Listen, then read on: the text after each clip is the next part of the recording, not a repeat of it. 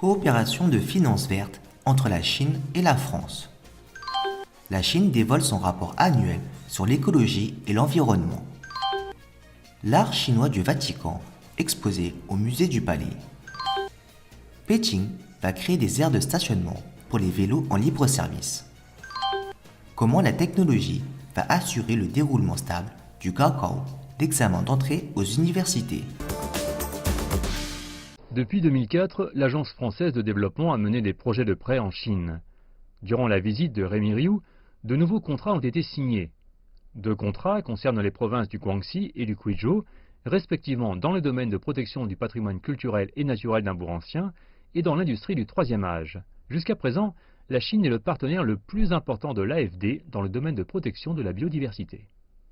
La Chine est le plus grand pays, disons que c'est le pays où l'AFD a financé le plus de projets en matière de biodiversité. Nous avons finalement dans le monde la plus grande expérience dans ce domaine. Un autre contrat de coopération a été signé avec la Banque de Nanting pour financer les projets de protection environnementale et des énergies renouvelables. C'est son premier prêt non souverain en Chine. Lors des questions-réponses, il a pu répondre à la journaliste de CGTN français sur l'évaluation des risques des projets en Chine. La note souveraine de la Chine par les agences de notation, comme vous le savez, est A+. Celle de la France, c'est AA+. C'est juste un notch au-dessus. Et le risque, bien sûr, c'est une notion relative. Et je peux également vous dire que le risque chinois dans le bilan de l'AFD est le moins élevé de tout notre portefeuille de projets. Sa réponse montre sa confiance dans l'économie chinoise. Il a ajouté qu'à travers des projets, la France apprend des expériences chinoises d'innovation dans le processus de transition économique. La Chine mène une campagne pour protéger son ciel bleu, son eau et son sol. Selon un rapport annuel dévoilé mercredi par l'organisme responsable des questions environnementales, le pays fait face à des défis, mais les changements sont en cours. L'année dernière, la situation écologique et environnementale en Chine s'est améliorée de manière continue, et cela s'est reflété dans de nombreux domaines. Selon le rapport, l'année dernière, 338 villes chinoises ont bénéficié de plus de 79% de journées d'air pur, soit une hausse de 1,3% par rapport à l'année précédente. 71% des eaux de surface sont maintenant considérées comme de bonne qualité, soit une augmentation de 3 points de pourcentage par rapport à l'année dernière. Et 45% de la superficie de la Chine respecte les normes de qualité en matière d'évaluation écologique et environnementale, soit une augmentation de 3 points de pourcentage. Cette tendance se manifeste également dans l'environnement maritime du pays et les niveaux de radiation. Cependant, la tendance n'est pas stable en général. Même un petit relâchement l'inverserait. L'attitude de M. Bai est reflétée dans les mesures strictes que le ministère a mises en œuvre depuis sa réorganisation il y a 1 an avec davantage de tâches. L'année dernière, il a traité plus de 186 000 dossiers de sanctions administratives, soit une augmentation de 32% par rapport à 2017. Il a également préconisé un programme pilote sans gaspillage dans les grandes villes chinoises. Le rapport et les efforts qui en découlent montrent la détermination à apporter aux gens un environnement et un écosystème de qualité. Au cours de l'année dernière, le ministère a déclaré que, bien que d'importants objectifs en matière de protection de l'environnement aient été atteints, de nombreux autres défis restent à venir et que personne ne doit perdre de vue ces objectifs.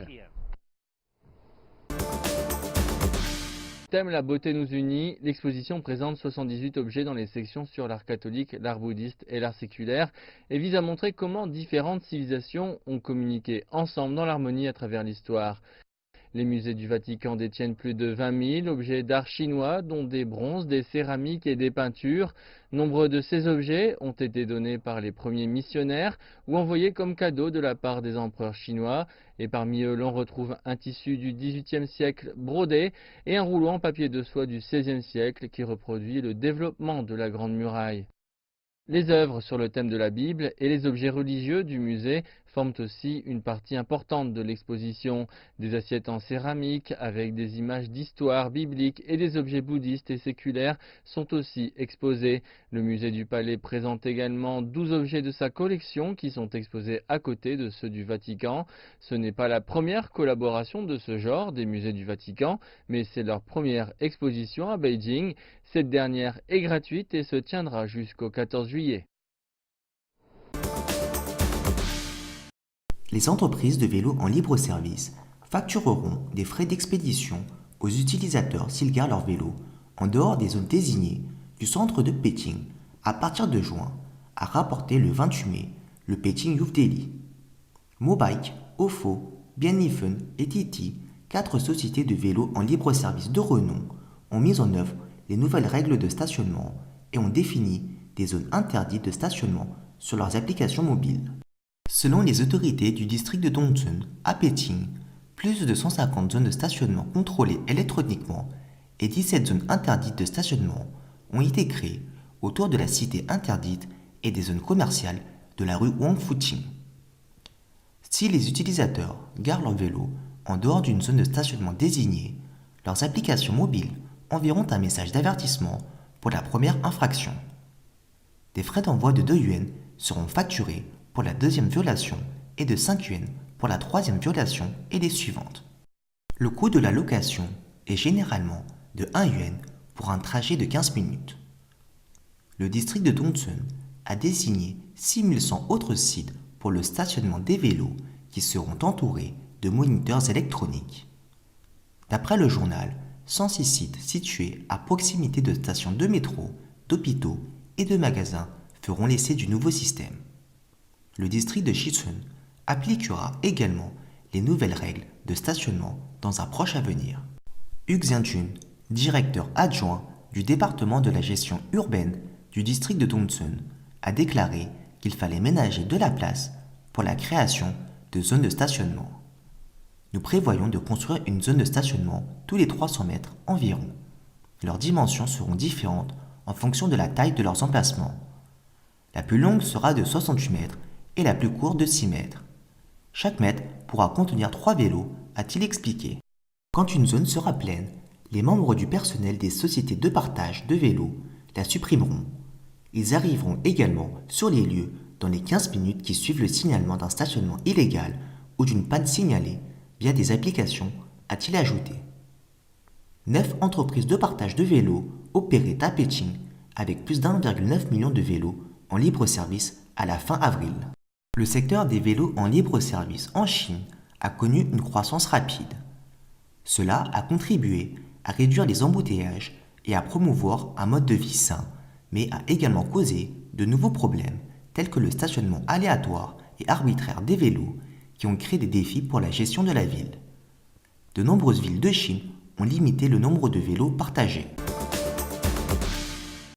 Le district de Hedian, à Pékin, a construit une salle de sécurité intelligente pour garder les examens et il utilisera lors du Gaokao l'examen d'entrée aux universités de cette année en Chine qui aura lieu dans environ une semaine, a rapporté le Peking Youth Daily. Première mise en service dans la capitale, la salle de sécurité intelligente utilise un système de reconnaissance faciale pour vérifier l'identité de toute personne entrant dans la salle.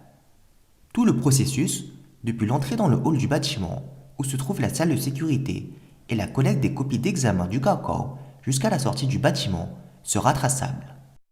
Le district de Hedian a encore amélioré son système de suivi des copies d'examen, a déclaré un responsable de la commission de l'éducation du district. Le système, utilisé uniquement pour suivre le transport des copies, a ajouté désormais une fonction de surveillance vidéo à 360 degrés. Il permet la surveillance à distance en temps réel des véhicules de transport des copies d'examen et des boîtes qui les contiennent à bord. Le système peut également localiser en temps réel les véhicules, indiquer l'heure d'arrivée, émettre des avertissements d'urgence et traiter la question rapidement, a déclaré le responsable. Plus de 10 millions d'élèves des écoles secondaires en Chine vont passer le Gaokao cette année. Hedian compte 12 565 élèves inscrits au Gaokao, le plus grand nombre de tous les districts de Pékin.